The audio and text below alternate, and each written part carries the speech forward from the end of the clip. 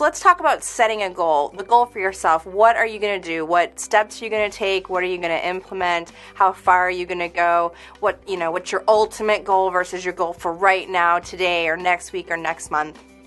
And it's really important to think about because it is very personal. As I mentioned before, the way my diet was when I first adopted a plant-based diet compared to now are very different because I've kept progressing and I've kept making little tweaks, little changes. Maybe I, cut back on salt and then later cut back on sugar. You have to keep moving forward and making changes, but my hope is that you don't feel so overwhelmed that you have to go 100% to 199% perfection. Just kind of scale it back and find what's the possibility for you? How can you keep it simple, keep it healthy, and keep it delicious? Like, how can you make this work for you?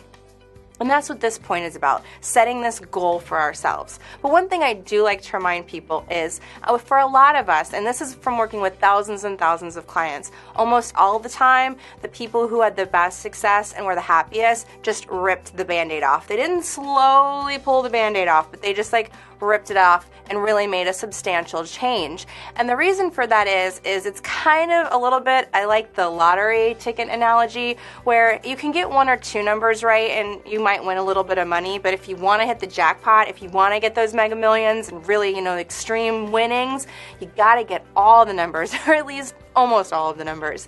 And that's the way I think about this diet. The more numbers I can get right, the more great I'm going to feel. So with my clients, those who make sweeping changes right up front, make some big changes, not 100% perfect in every way, but they make the really big changes. They really go 100% plant-based straight out the gate.